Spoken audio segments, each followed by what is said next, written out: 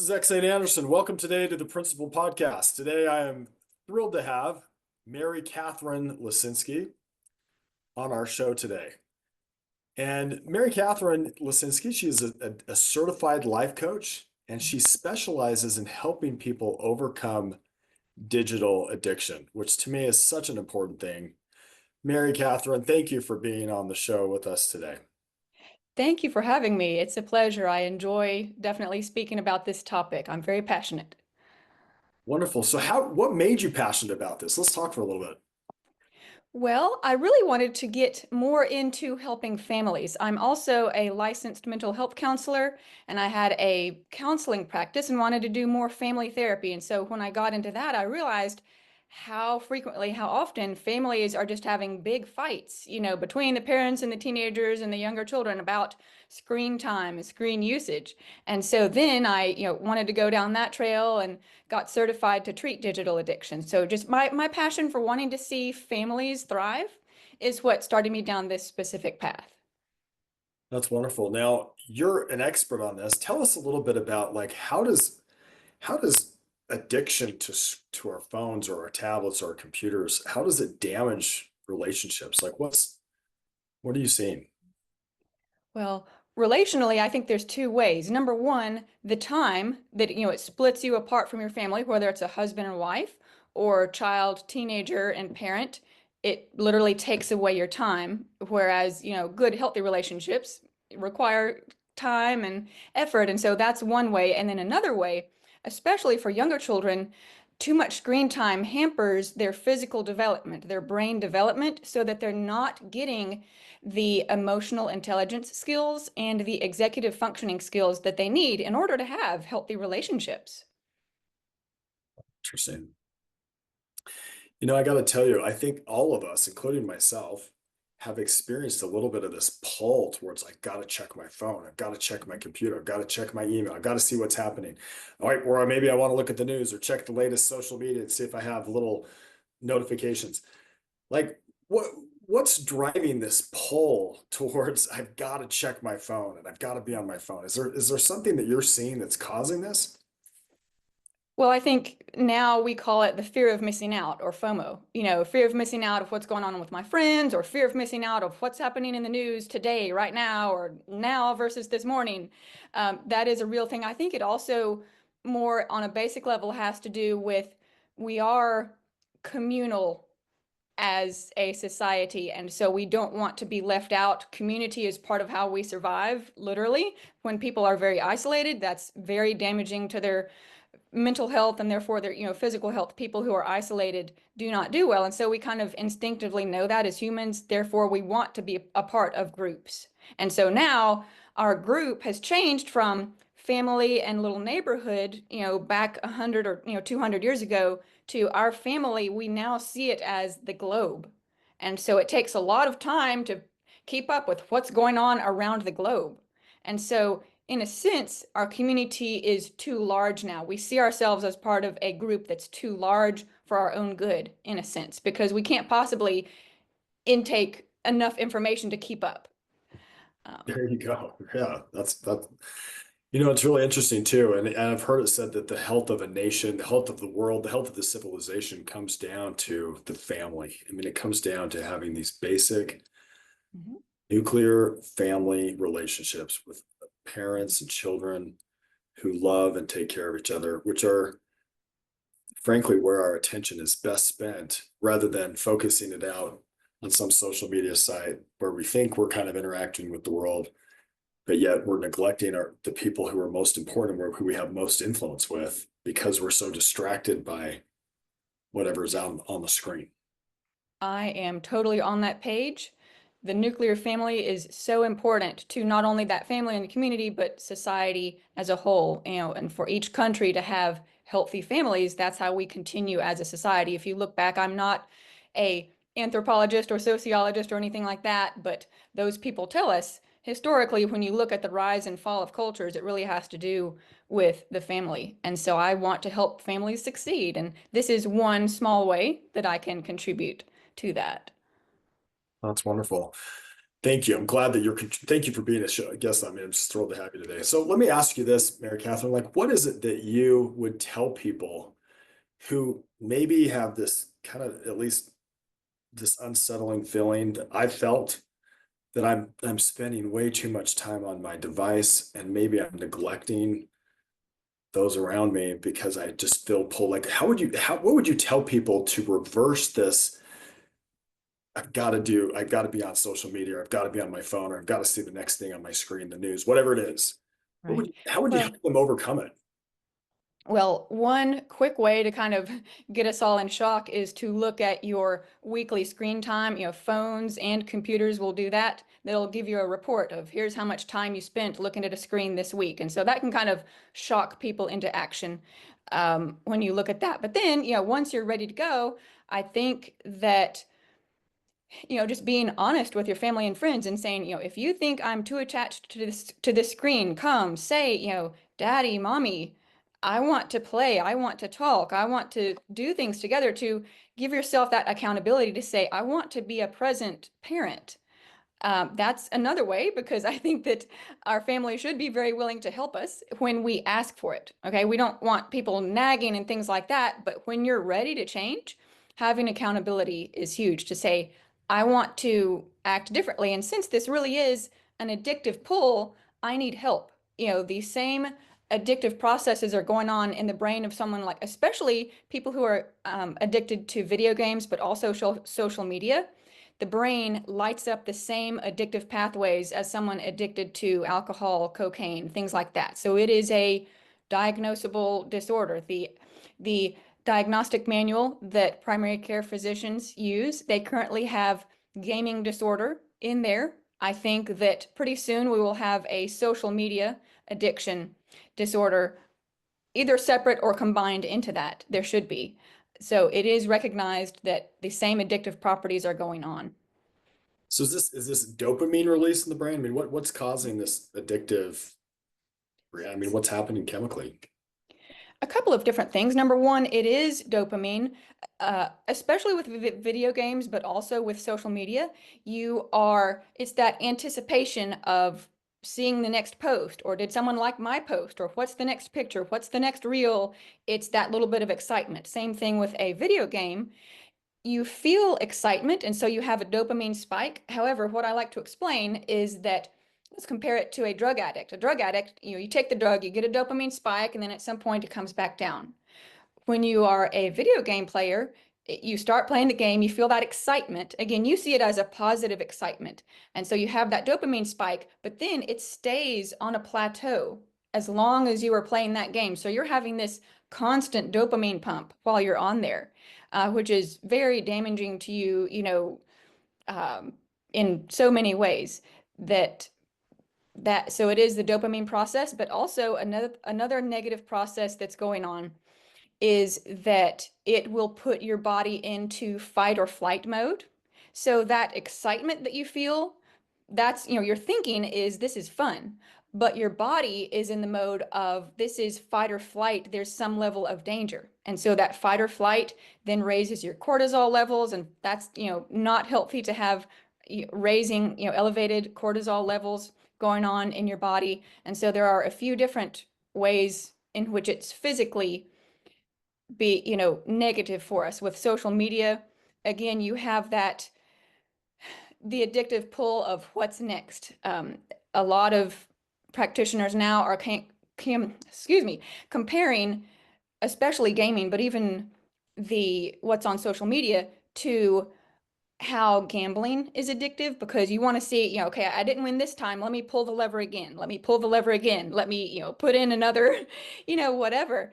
And so it's that same process that gambling uses, that now video games and social media are using the same things. Actually, several technology Yeah, companies. variable positive reinforcement. So I get rewarded Right. at the variable level.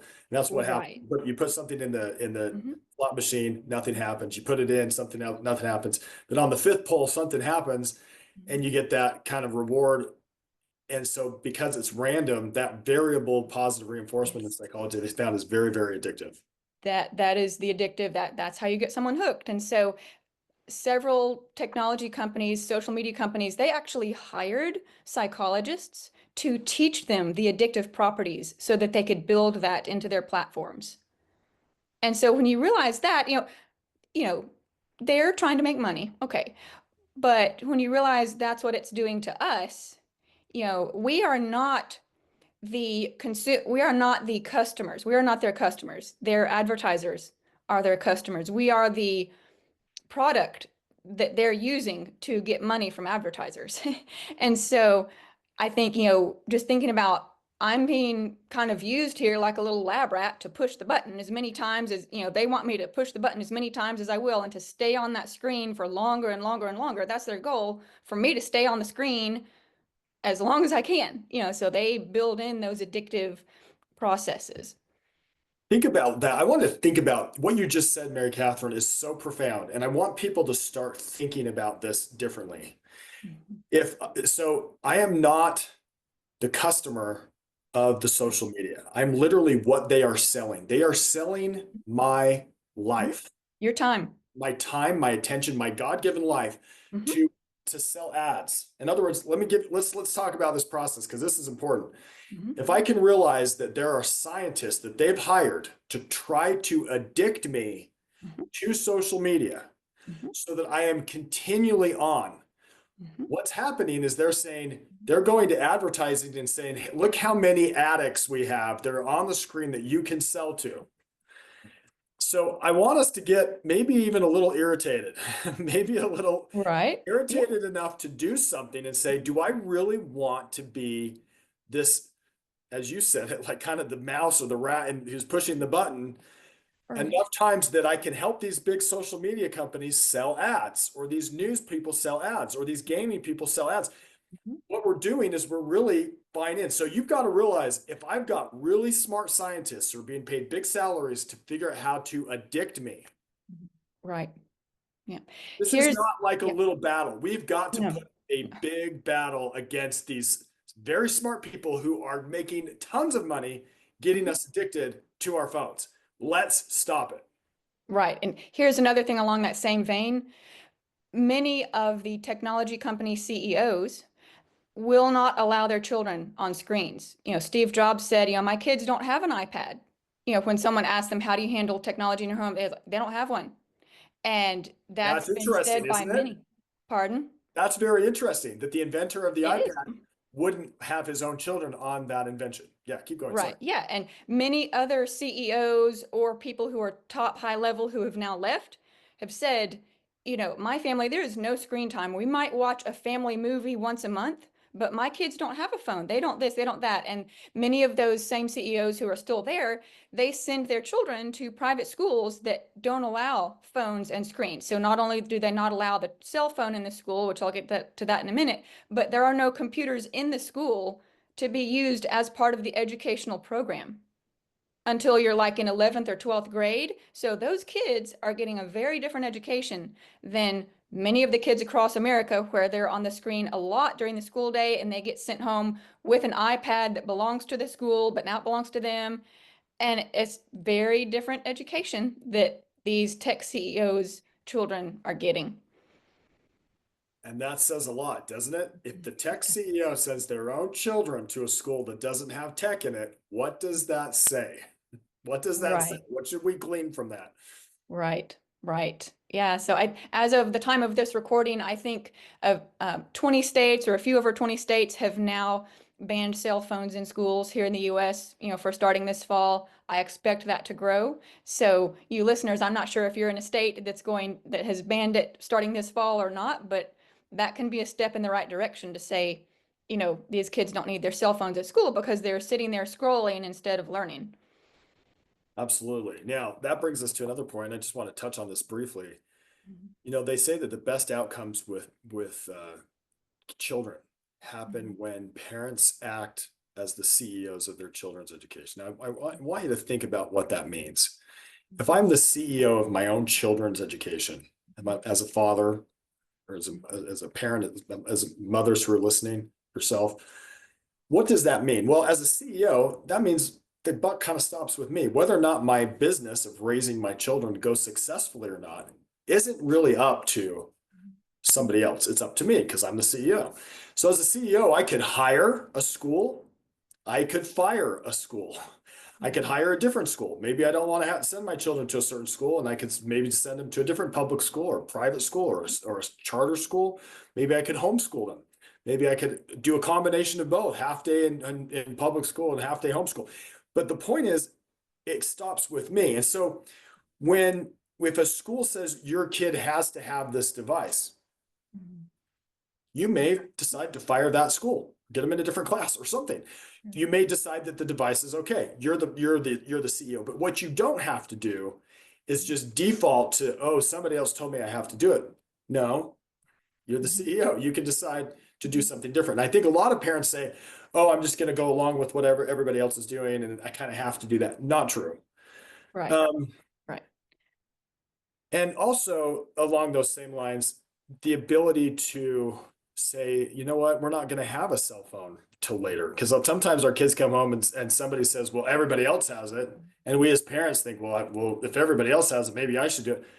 No. What are your thoughts on that, Mary Catherine? I'd love to hear your thoughts on it, both being the CEO and Right. your Yes. parents' abilities to decide when their children get cell phones. Right. Yes, you should be able to decide about your children's education or to ask and say, I don't want my child to bring their school iPad home because they just, do other things with it. You should be in charge of your child's education and do everything you can to make your child's education as good as it can be. And hopefully you have, choices there. And I think that I just want to encourage parents to be leaders and to step up. I think another mindset shift here that's helpful is that some people start thinking, oh, then, my kid will be the only one in their class without a phone, or no one else is doing this, or they just talk about how hard it is and that's it. And They'll be so the instead of luckiest kid in the seeing, class. right, Sorry. yeah, instead of seeing yourself as, oh, we're the only family doing this or the only kid doing this, especially as the parent, if you can shift that mindset to, I'm going to be the leader. I'm seeing the dangers here of too much screen time, whether it's addiction or not, because plenty of us, would fall under overuse, if not falling under addiction, right? And so if you say, I want to be a leader in this movement, I don't want to see myself as left out or left behind everyone else who has screens. I want to lead this new era of saying we need a lot less screen time. And I think that can empower parents, and some children, are more prone to be leader types and others are followers. But if you have a child who is a leader type, then talking with them about that and talking with them about brain health, I think especially younger children, we should instill an excitement in them about being smart and just having a sharp brain and learning and education. If we can instill that in our children, that's great. And so saying,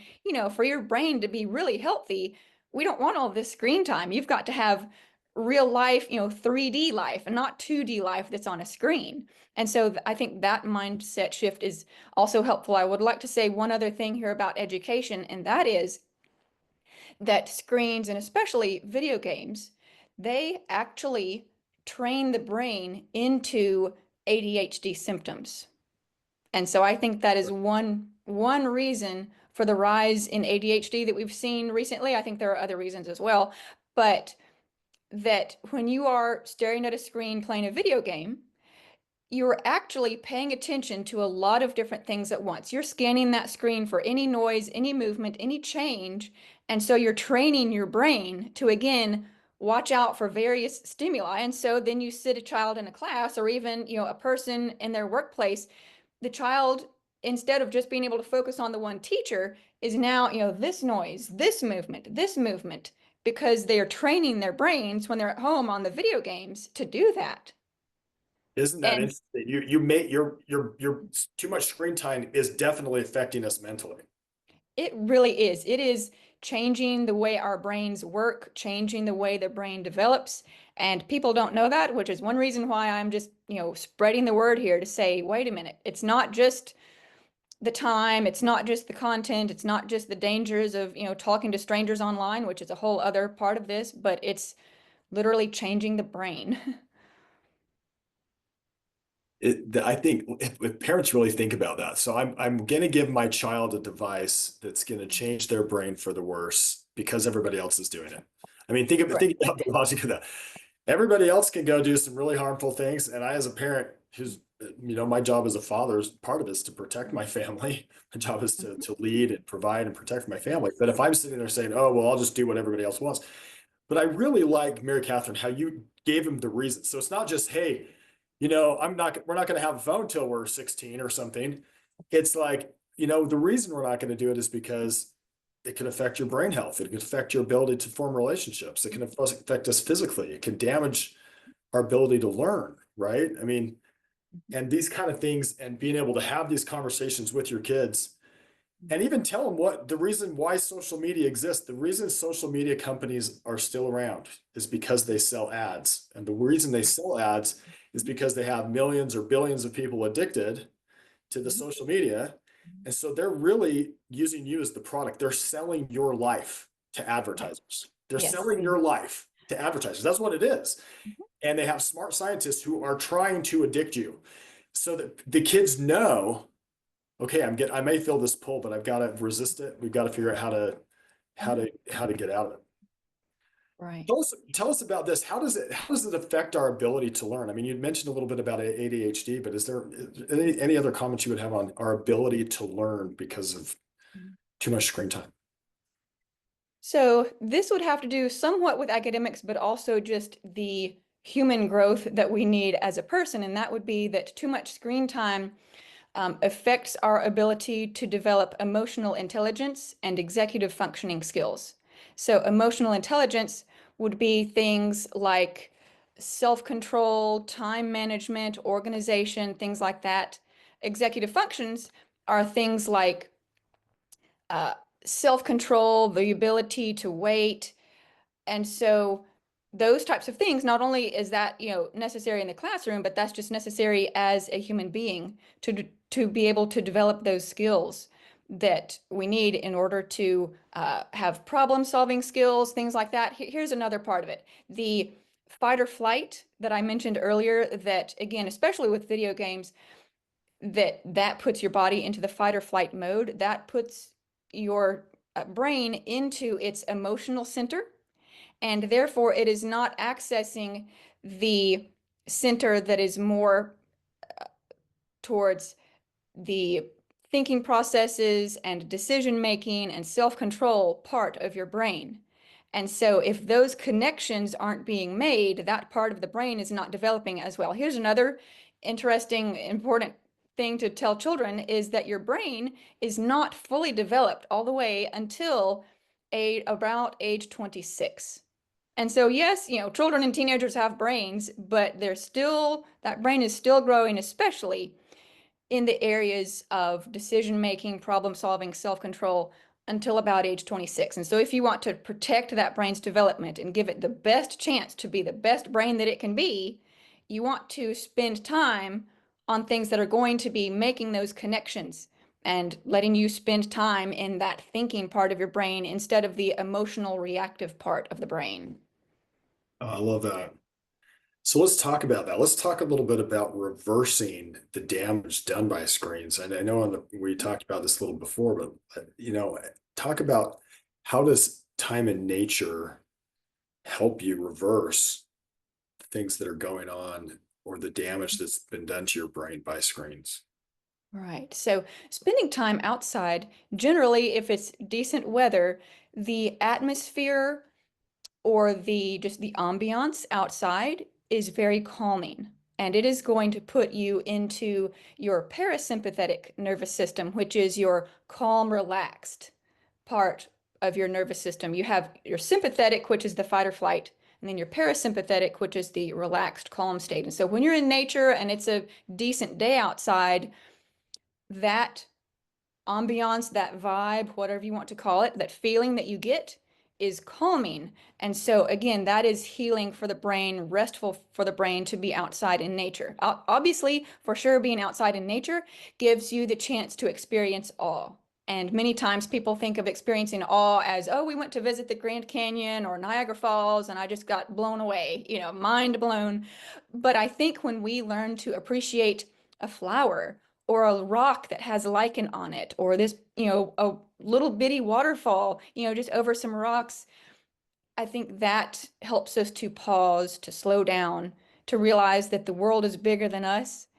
And that also is just good for our perspective on life, that just helps us to just take a breath. And so the ambiance, the vibe outside puts you in that calm, relaxed state. And slows you down so you're not doing this, as you said, kind of ADHD thing where we're paying attention to every little tiny thing, but Right. focusing in on one beautiful work of nature. Hmm. That's really interesting. So maybe if I'm experiencing a little bit, or maybe I can sense it in myself that I'm experiencing a little bit of this addiction or overuse, at least, or I can sense that my family, maybe one of the best things I could do is say, hey, we're going to take a camping trip and lock up the cell phones for a while while we're there, right? Right, Go right. camping out, go someplace where maybe there is no cell phone connection. Just be there, right? Yeah, yeah, that would be an awesome thing to go camping or on a, hiking trip. But even if you can't do that, take a walk in your neighborhood, go to a local park for a picnic. Anything is better than nothing, okay? Listen to this. The National Association for Sports and Education says that they recommend that children get 2 to 3 hours of unstructured play outside just for their optimal development. And children are not getting near that. I think we spent, just minutes outside on average. And so that's what they recommend. Also, this is kind of a wacky side note, but United States federal prisoners are guaranteed 2 hours of outside time every day. And so if you think, okay, if federal prisoners get this, then my kids ought to get it too, right? That's uh, exactly right. Yeah. so, but any small thing you can, just sit outside to read a book. Any little thing is a step in the right direction, but going camping, excellent. And I like this, like to go outside without an agenda, like this unstructured time. Like, it's okay to be bored for a little bit because actually that boredom leads to Yes. creativity and using Yes. parts of your brain that aren't just fed this constant stimulus where you can think and create and feel, Mhm. Mhm. experience awe at lichen, as you said, or Mhm. something small, a little bug or a ladybug, Flower. thing that's a flower. And so it's okay to have not constant entertainment for your kids. In fact, Yeah. let them go outside and say, I'm bored, and say, well, that's your problem. Let them be bored until they can find a way not to be bored, right? Right. The boredom is good for us. It's good. It gives you the ability to develop creativity. You're exactly right. And then, physical movement, we all need to move more, I'm sure, because so many of us have desk jobs. And so movement for every age is very important. And also for young children, that movement is also part of, physical movement is part of what helps the brain makes those connections that it needs to make in order for children to learn to read and write. And so occupational therapists these days are getting referrals from schools for all kinds of issues that they haven't seen before with, reading and writing difficulties. And again, if a young child does not move and play and run and skip and jump, that is part of what develops our ability to have literacy skills. And that's not widely known, but I think it needs to be widely known. So movement, you can move inside, but you can move a lot better outside. So get away from the screens and go exercise, go take a walk, go take a hike a mountain, or hike around the park, or do something where you're Something. outside away Mhm. from the phones. That's great. Real quick question. Talk about, and I think you touched on this, but let's talk about it a little longer. How does your face-to-face interactions help reduce this addiction and this damage done by screens? Well, we all need face-to-face interactions because there's, a big difference between, one or two texted sentences versus a face-to-face conversation. You get the body language and, children growing up, they need to get used to reading body language and they need to hear tone of voice and the energy that the person gives off. That allows for the appropriate level of attachment and understanding to be able to understand people, because we've all known how we can misunderstand each other over text. It's just unbelievably bad. So many subjects never need to be texted at all. And so that face-to-face communication is really, again, a big part of what makes us human as well. That just we need that closeness with other human beings, especially little children, but we all do. Isolation, again, when there are studies that come out about, what isolation does to us, that means, and just all these terrible things, that means that we actually need the opposite. We need, a few close relationships at least. We need community. We need physical touch, that's good physical touch. We need that. And it's hard to explain, but it's also easy to see how someone who's isolated really suffers. Right. That's so And we profound. isolate ourselves with a screen. Yeah, I like that. I heard of a study where they did a study where people were trying to solve their relationship problems via text message. And they found that these people failed miserably. And it was partly because of what you just said is, much of our communication, in fact, the vast majority of it is not the actual words. It's how we say something. Yeah. It's our Mhm. body language, our tone of voice, how we hold Mhm. ourselves, and those nonverbal cues and how to express yourself. You would do so much better to try to solve a relationship problem, getting in the same room with someone and looking them in the eye, and you can see their body language. You can see if they're talking bored or Mhm. angry or happy or whatever they are. And then you would to try to text it where you miss all of that. And I think our Right. children need to know that. Like you are going to have better relationships if you can learn to have face-to-face relationships with others. Right. I went to lunch several months ago with a group of ladies who are in various managerial positions, and they were unfortunately complaining about some of their younger workers just not having the skills and how they're having to kind of help these, younger workers grow up. And they're like, this is not supposed to be our job. I'm supposed to be the employer, not the mother. And I'm like, this is so sad, but like they were all in agreement. And this was like a table of 8 or 10 ladies who are in managerial positions. And that really struck me that they were all saying, we're really struggling, with our young employees. And that's sad. If you want to be a good parent, in my view, one of the best things you can do is have these conversations, come up with a plan. Don't think you have to be popular with all the other kids who are giving it's okay to not give your child a phone for years later, if at all, if you decide. But to teach them the reasons why we've got to be careful and use it responsibly. Yes, yes. I think when we explain the reasons why about brain health and relational health, physical health, all of those things, it's very helpful for them to see that hopefully, the positive side rather than just the taking away side or saying I'm not going to allow it until later. They need to know the good positive reasons. Yes, for Right. sure. That's very Doing this, helpful. right. We're talking about the good positive reasons, not just like because I said so, and I'm going to Right. if you do this, Right. telling them the good thing. Well, let me ask you this, Mary Catherine. This work you're doing to bring awareness to help people have healthier lives by making sure they keep their digital devices in check. Mhm. Let me ask you this: if there was just one thing that you could tell our audience, something short, but something that was like that you would say, "Hey, don't forget this or remember this," what would that one thing be? Hmm.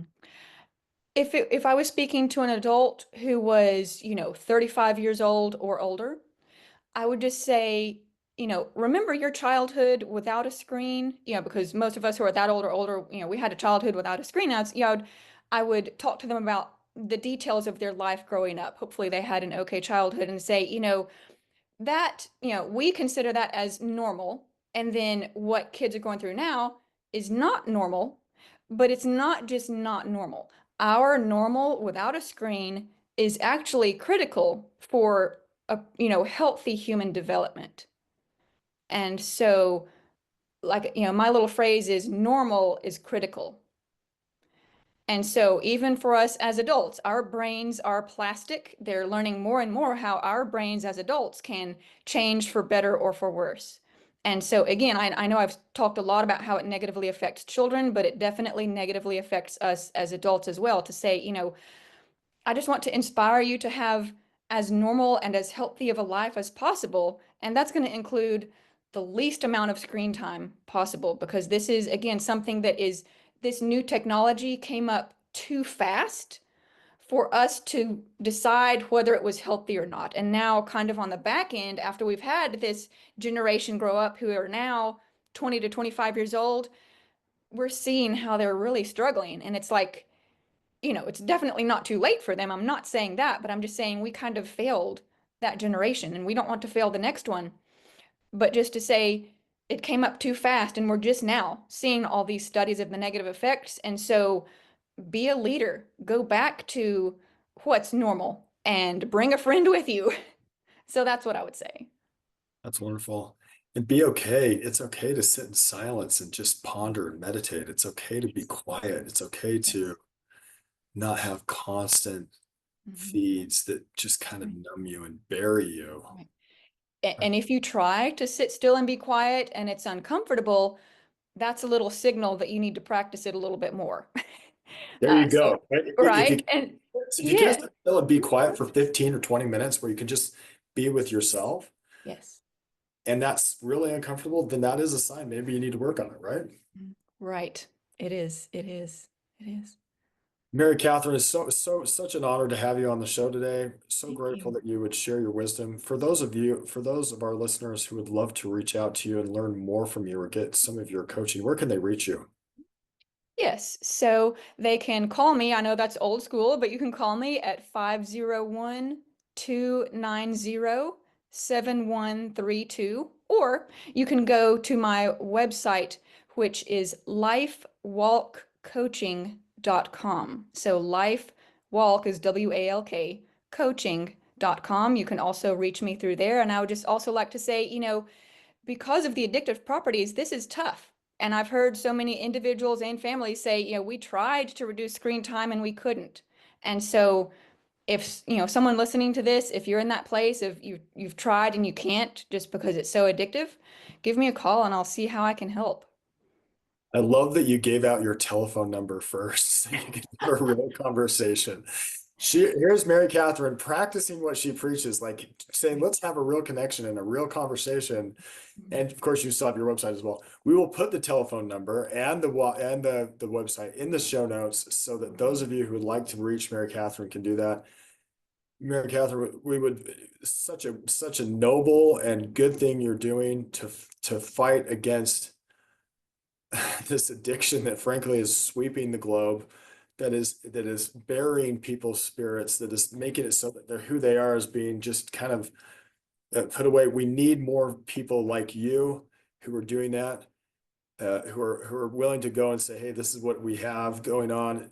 We need to stand up and do it." And I mean, if you've got well-paid scientists trying to addict people, we need people like you, Mary Catherine, to push back and say, "No, that's not happening here." So thank you for the noble work you're doing. Well, thank you for having me, and I love my work. So I'm just spreading the message. Thanks, Mary Catherine. Thanks for being a guest here on the Principal Podcast today. And any of you listening, please feel free to reach out to Mary Catherine and get some of her wisdom and call her on the Okay. Sounds good. Thank you, Exon.